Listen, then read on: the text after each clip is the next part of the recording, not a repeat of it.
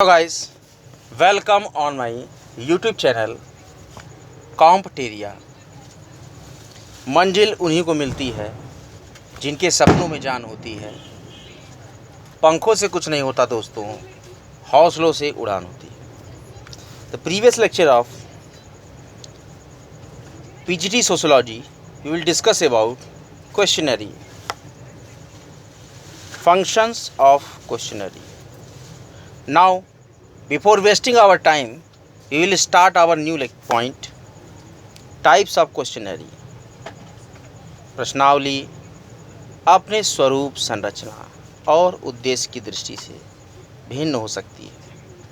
Kept ने प्रश्नावली के दो प्रकारों का उल्लेख किया है। स्ट्रक्चर्ड क्वेश्चनरी, इसमें पूर्व निर्मित प्रश्न समूह होते हैं। कैप्ट के ही शब्दों में संरचित प्रश्नावली वो होती है जिसमें निश्चित, स्पष्ट और पूर्व निर्धारित प्रश्नों के अतिरिक्त ऐसे भी प्रश्न सम्मिलित होते हैं जो अपर्याप्त प्रत्युत्तर के स्पष्टीकरण या अधिक विस्तृत प्रत्युत्तर प्राप्त करने के लिए आवश्यक समझे जाते हैं। Second, unstructured questionnaire.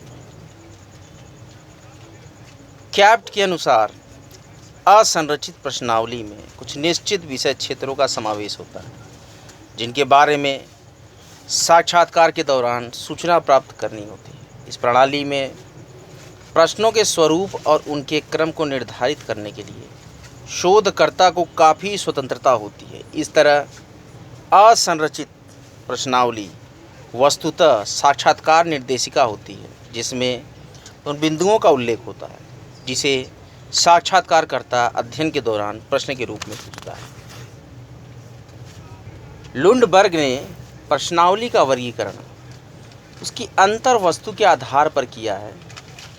Questionnaire of facts, इस प्रकार की प्रश्नावली का उपयोग हम किसी समूह की सामाजिक, आर्थिक और राजनीतिक की विशेषताओं से संबद्ध तथ्य संग्रह से करते हैं।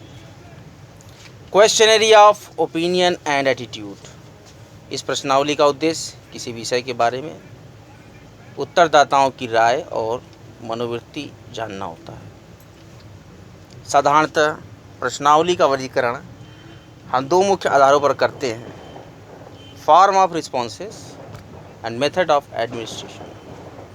प्रश्न और प्रत्युत्तर के स्वरूप के आधार पर प्रश्नावली निम्नांकित प्रकार की हो सकती है: अप्रतिबंधित या मुक्त प्रश्नावली।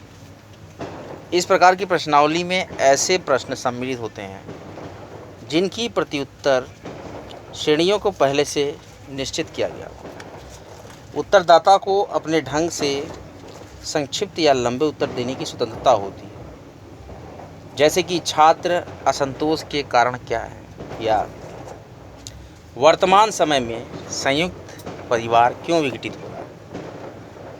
क्लोज्ड और फिक्स्ड क्वेश्चनरी, इस प्रकार की प्रश्नावली में वैसे प्रश्न सम्मिलित किए जाते हैं जिनकी प्रत्युत्तर श्रेणियां पूर्व निश्चित और निर्धारित होती है।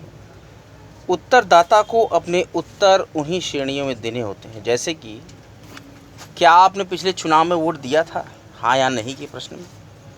क्या आप नौकरी से संतुष्ट हैं, इसमें आप ऑप्शन बनाएंगे: अधिक संतुष्ट, संतुष्ट, अनिश्चित, असंतुष्ट और अधिक संतुष्ट। बंद प्रश्नों को पुनः प्रत्युत्तर श्रेणियों की संख्या के आधार पर द्विश्रेणी प्रश्न, बहुमुखी प्रश्न आदि के रूप में पुनः वर्गीकृत कर सकते हैं। बंद प्रश्नों का उपयोग सरल और सुविधाजनक होता है और इससे तुलनात्मक आंकड़े संकलित किए जा सकते हैं। इससे उत्तरों के सारणीयन में भी सुविधा रहती है। फिर यह प्रश्न की अर्थ, दिशा और संदर्भ का भी व्याख्या करते हैं।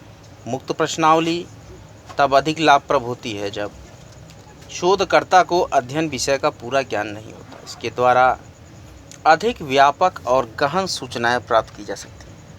अप्रत्याशित सूचनाओं और अंतर्दृष्टि के लिए भी मुक्त प्रश्नावली लाभप्रद है। पिक्चोरियल क्वेश्चनरी, ये भी बंद प्रश्नावली का ही एक स्वरूप है, लेकिन इसमें प्रत्युत्तर श्रेणियां चित्रों के माध्यम से स्पष्ट की जाती हैं। ये प्रश्नावली को आकर्षक तो बनाता है, लेकिन कागज और छपाई के मूल्य में वृद्धि के कारण यह अधिक खर्चीली विधि है।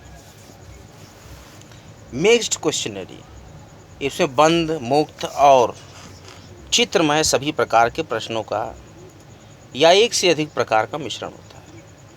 अधिकांश प्रश्नावलियाँ इसी प्रकार की होती हैं। प्रश्नावली के वर्गीकरण का दूसरा प्रमुख आधार मेथड ऑफ एडमिनिस्ट्रेशन है। प्रश्नावली के दो आधार हैं, दो प्रमुख प्रकार, mailed questionnaire and face to face administered questionnaire. तो मेल्ड क्वेश्चनरी, हम डाक प्रेषित प्रश्नावली को ही प्रश्नावली कहते हैं। इस विधि में प्रश्नावली डाक द्वारा उत्तरदाताओं को भेजी जाती है। सामान्यतः डाक प्रेषित प्रश्नावली के साथ एक अपील का पत्र भी भेजा जाता है। प्रश्नावली को भरकर उत्तरदाता पुनः शोधकर्ता को डाक द्वारा लौटा देता है। प्रायः डाक द्वारा लौटाने की सुविधाएं जैसे टिकट लगा और पता लिखा लिफाफा इसके साथ संलग्न किया हुआ रहता है। Now the face to face administered questionnaire, ये प्रश्नावली स्वयं शोधकर्ता या उसके किसी प्रतिनिधि द्वारा उत्तरदाताओं को वितरित की जाती है और फिर कुछ समय बाद या कुछ दिन बाद वो स्वयं उनसे भरी हुई प्रश्नावली संग्रह कर लेता है। जैसे यदि बैंक कर्मचारियों को प्रश्नावली देनी है तो शोधकर्ता एक दिन जाकर उन्हें प्रश्नावली दे आता है। वह उत्तरदाताओं को निर्देश भी दे सकता है और फिर दूसरे दिन या दूसरे सप्ताह स्वयं आकर पूरी की हुई प्रश्नावली ले आता है। डाक प्रेषित प्रश्नावली पूर्णतया निर्वैयक्तिक होती है और विस्तृत क्षेत्र में फैले उत्तरदाताओं से सूचना संकलन के लिए अधिक उपयुक्त है। स्वप्रशासित प्रश्नावली तभी उपयोगी सिद्ध हो सकती है जब कुछ अधिक संख्या में उत्तरदाता एक ही स्थान पर उपलब्ध हो, जैसे किसी कॉलेज या कक्षा के विद्यार्थी या किसी कार्यालय या संगठन के कर्मचारी। Characteristic of a good questionnaire, एक अच्छी प्रश्नावली अपने उद्देश्य को उपयुक्त और सही रूप में उत्तरदाताओं तक पहुंचाती है और दूसरी ओर इसकी अन्य विशेषता सही प्रत्युत्तर प्राप्त करना है। सही संचार का अर्थ है उत्तरदाताओं को अनुसंधान के लक्ष्य या उद्देश्य की जानकारी हो गई है। वस्तुतः यह आवश्यक है कि उत्तरदाता सर्वेक्षण के उद्देश्य को सही रूप में समझें, तभी यह अध्ययन में रुचि ले सकता है और सक्रिय रूप से सहयोग दे सकता है। अच्छी प्रश्नावली का दूसरा लक्ष्य है सही प्रत्युत्तर प्राप्त करना। तीसरा है कि सही प्रत्युत्तर का संबंध पर्याप्त प्रत्युत्तर और प्रश्नावली लौटाने की समस्या है। प्रश्नावली जब डाक द्वारा भेजी जाती है तब उत्तरदाताओं द्वारा उसे पूर्ण कर लौटा दिया जाता है। यदि अधिकांश उत्तरदाता प्रश्नावली नहीं लौटाते हैं तो सर्वेक्षण का उद्देश्य पूर्ण नहीं हो सकता। एक अच्छी प्रश्नावली उन कारकों का ध्यान रखती है जो अनुत्तर और अपूर्ण उत्तर को बढ़ाती है और उन प्रविधियों तथा तरीकों का प्रयोग करती है जिनसे अधिक और पूर्ण प्रत्युत्तर प्राप्त किया जा सके। अच्छी प्रश्नावली में वे विशेषताएं और गुण अपेक्षित है जिनमें लक्ष्यों की पूर्ति हो सके और प्रश्नावली का बाह्य स्वरूप, संलग्न अपील, प्रश्नों की संरचना, क्रम, भाषा और प्रश्नावली भेजने प्राप्त करने के तरीके महत्वपूर्ण हैं। अच्छी प्रश्नावली का बाह्य स्वरूप, रूप, रंग, कागज आदि आकर्षक होनी चाहिए, लेकिन सबसे महत्वपूर्ण प्रश्नों की संरचना, शब्दावली और क्रम है। बाउली ने इसी प्रकार से निम्नलिखित विशेषताएं बताई हैं। एल बाउली, तुलनात्मक रूप से प्रश्नों की संख्या कम होनी चाहिए। प्रश्नों के प्रत्युत्तर की श्रेणियां भी कम होनी चाहिए, जैसे कि हाँ या ना में उत्तर वाले प्रश्न होने चाहिए। प्रश्न सरल, स्पष्ट और एकार्थक हों जिससे उन्हें सरलता से समझा जा सके। प्रश्नों की भाषा और क्रम ऐसे हों कि उनमें पक्षपातपूर्ण उत्तर की कम से कम संभावना हो। प्रश्न अशिष्टतापूर्ण और परीक्षात्मक न हो। जहाँ तक संभव हो प्रश्न एक दूसरे को पुष्ट करने वाले हों। प्रश्न ऐसे हों कि इच्छित सूचनाएं प्रत्यक्ष रूप से प्राप्त हो सके। प्रश्नावली निर्माण के पूर्व शोधकर्ता कुछ बातों पर विशेष ध्यान देते हैं, जैसे विषय या समस्या का अध्ययन और विषय से संबद्ध व्यक्तियों से संपर्क और विचार विमर्श।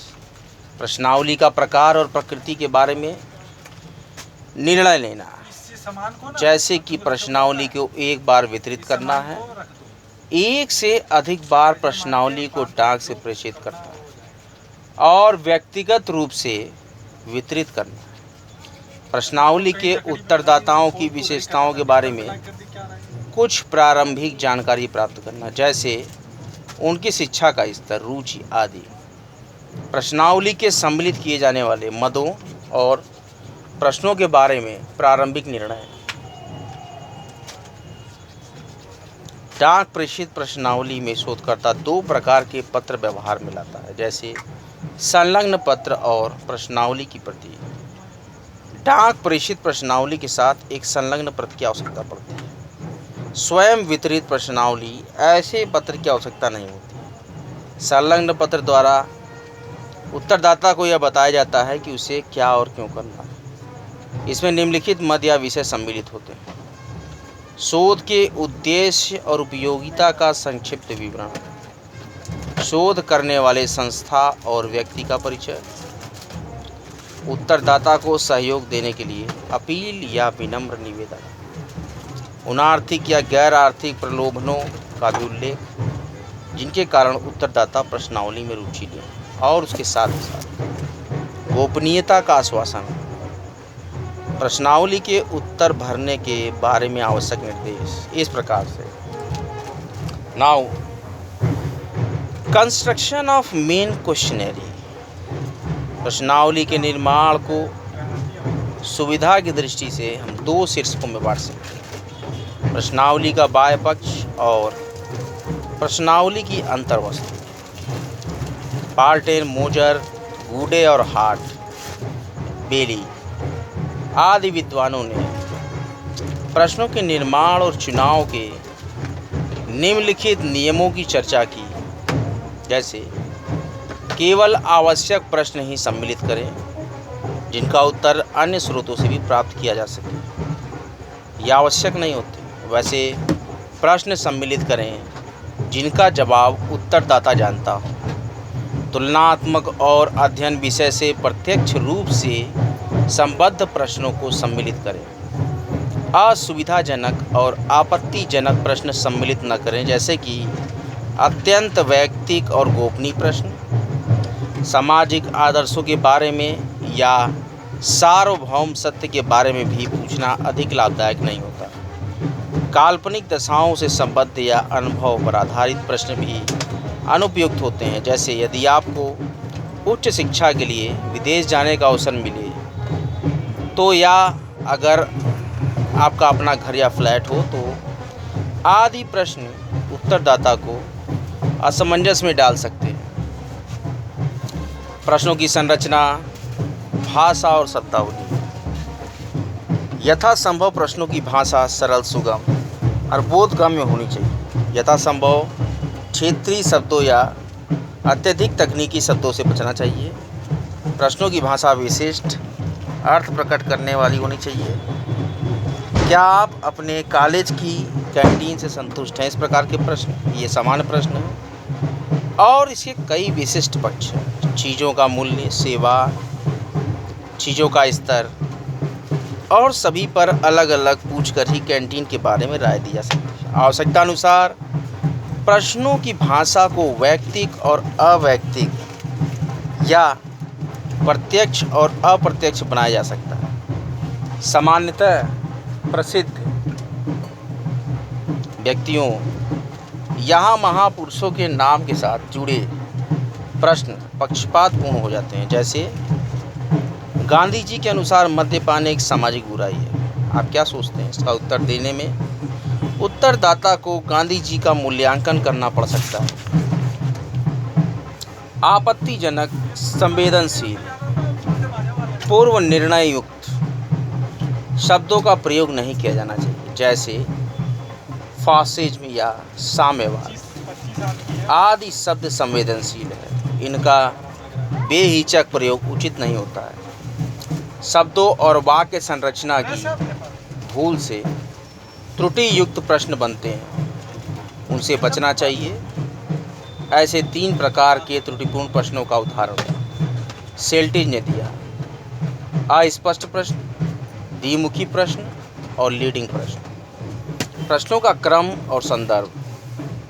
प्रश्नावली में प्रश्नों का क्रम और संदर्भ भी महत्वपूर्ण विषय है।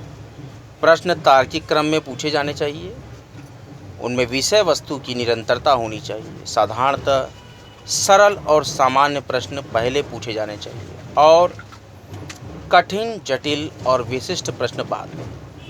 प्रश्नों को इस क्रम में प्रस्तुत किया जाना चाहिए ताकि वे एक निश्चित संदर्भ में प्रस्तुत किए जा सकें। प्रश्नों का क्रम ऐसा भी न हो कि बाद वाले प्रश्न के उत्तर पहले आने वाले प्रश्नों से प्रभावित हों। Response categories.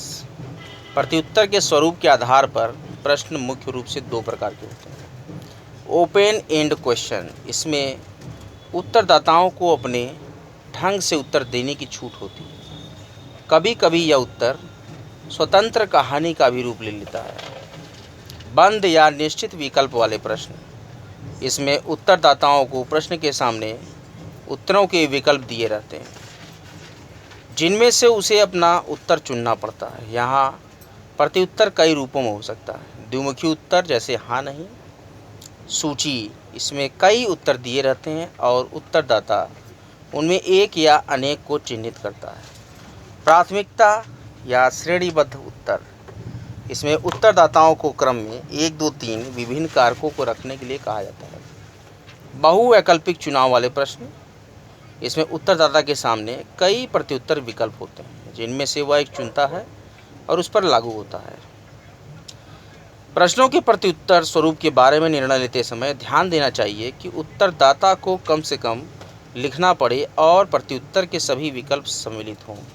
अस्पष्ट प्रत्युत्तर से बचना चाहिए। प्रश्नावली में उत्तर प्राप्ति की समस्या। डाक प्रेषित प्रश्नावली कई त्रुटियों से प्रशासित प्रश्नावली से अधिक लाभप्रद है। उत्तरदाता प्रश्नावली भरकर क्यों नहीं लौटाते हैं? इसे कई कारण हो सकते हैं। मोजर ने अनुत्तर के लिए 3 कारकों को प्रमुख माना है और उन पर सर्वेक्षक का कम नियंत्रण होता है। पहला है सर्वेक्षण संस्था की ख्याति, दूसरा है उत्तरदाताओं की प्रकृति और तीसरा है अध्ययन समस्या या विषय वस्तु। सेल्टिज, जहोदा इत्यादि ने प्रश्नावली में अनुत्तर के निम्नलिखित प्रमुख कारकों का उल्लेख किया है, जैसे शोध संस्था, प्रश्नावली के स्वरूप का आकर्षण, प्रश्नावली की लंबाई और आकार, अपील या संलग्न पद की प्रकृति, प्रश्नावली भरने और लौटाने के लिए दी गई सुविधा, प्रश्नावली लौटाने के लिए दिए गए प्रलोभन और उत्तरदाताओं की प्रकृति। Now the merits of questionnaire. प्रश्नावली तथ्य संकलन की एक स्वप्रशासित और निर्वैयक्तिक प्रणाली है। विशेषकर डाक प्रेषित प्रश्नावली अत्यंत सरल और प्रचलित विधि है। प्रश्नावली के गुण को हम अग्रलिखित रूप में प्रस्तुत कर सकते हैं। स्वप्रशासित विधि। जब एक बार शोधकर्ता प्रश्नावली का निर्माण कर लेता है तब उसे वह उत्तरदाताओं के पास भेज देता है। उत्तरदाता स्वयं ही प्रश्नावली को पूर्ण कर शोधकर्ता को लौटा देता है। अन्य विधियों की तरह शोधकर्ता को तथ्य संकलन करने के लिए अपना समय और कौशल नहीं लगाना पड़ता। अतः यह एक स्वप्रशासित विधि है जिसमें उत्तरदाता अधिक महत्वपूर्ण भूमिका निभाता है। कम व्यय और कम समय। प्रश्नावली की एक विशेषता यह है कि ये एक कम खर्चीली विधि है और इसमें कम समय में ही अधिक उत्तरदाताओं से सूचनाएं संकलित की जा सकती हैं। विस्तृत और बिखरी जनसंख्या के अध्ययन में सुविधा। सामाजिक शोध कभी कभी समग्र व काफ़ी विस्तृत और भौगोलिक दृष्टि से बिखरा होता है। ऐसी स्थिति में अन्य विधियों जैसे कि साक्षात्कार द्वारा तथ्य संकलन करने में कठिनाई होती है, लेकिन डाक प्रेषित प्रश्नावली बिखरी जनसंख्या से तथ्य संकलन के लिए अधिक सुविधाजनक है। इसी स्थिति के बारे में सेल्टिन और जहोदा ने कहा है कि प्रश्नावली डाक द्वारा भेजी जा सकती है, अनुसूची नहीं भेजी जा सकती। और यह सत्य है कि प्रश्नावली सुदूर उत्तरदाताओं तक पहुंच सकती है। अधिक गोपनीयता,